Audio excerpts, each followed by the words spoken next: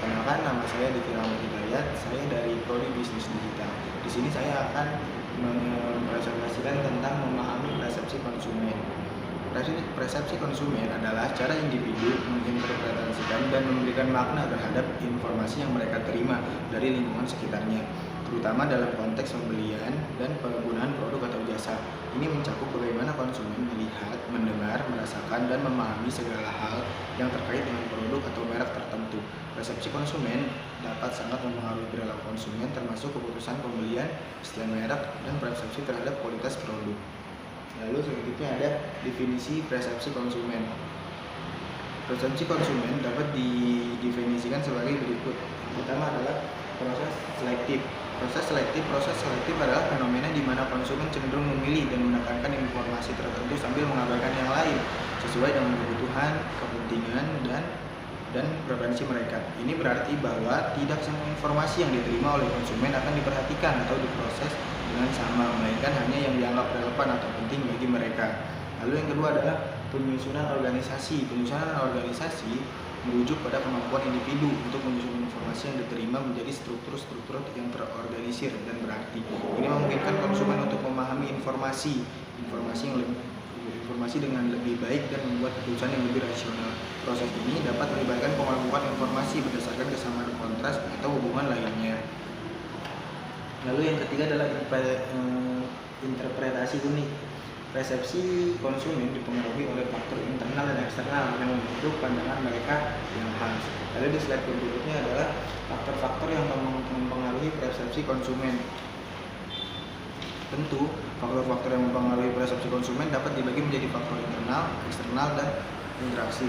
Faktor yang mempengaruhi faktor internal adalah motivasi, pengalaman, harapan, dan kepribadian konsumen.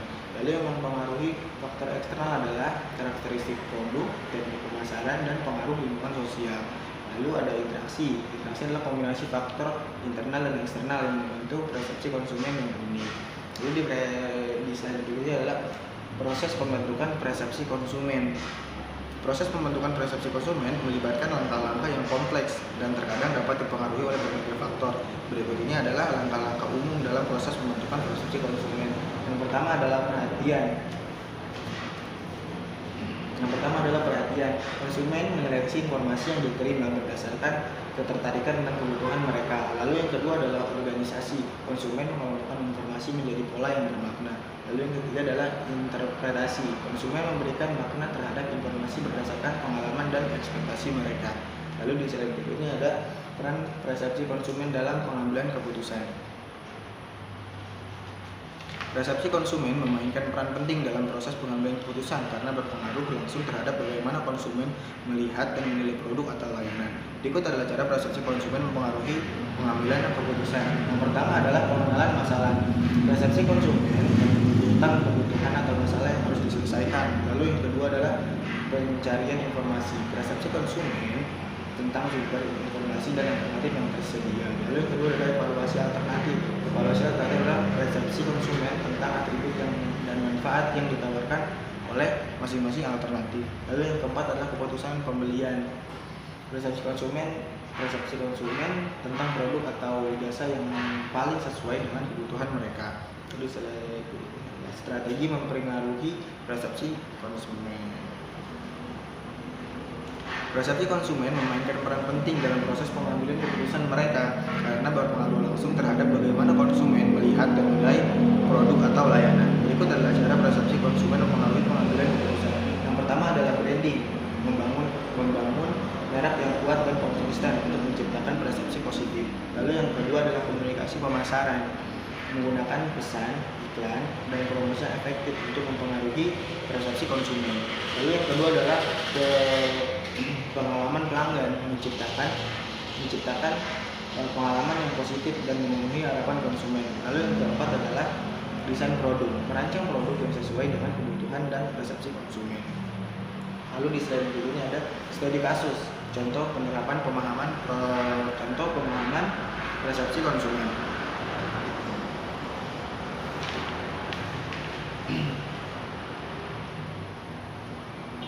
Yang pertama adalah Starbucks. Starbucks menciptakan persepsi sebagai merek kopi premium yang menawarkan pengalaman minum kopi kopi yang nyaman dan gaya hidup. Lalu yang kedua adalah IKEA.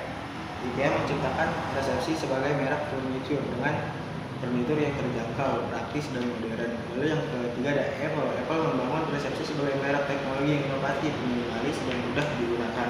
Lalu yang keempat ada contoh Rolex, jam, membangun persepsi sebagai merek jam tangan mewah, eksklusif, dan membangun kesuksesan. Lalu di slide berikutnya ada kesimpulan dan rekomendasi. Kesimpulannya adalah memahami persepsi konsumen adalah kunci yang penting bagi perusahaan untuk mengembangkan strategi pemasaran yang efektif, mengidentifikasi faktor-faktor yang mempengaruhi persepsi konsumen dan menerapkan strategi yang tepat. Perusahaan dapat menciptakan persepsi positif dan mempengaruhi proses pengambilan keputusan konsumen.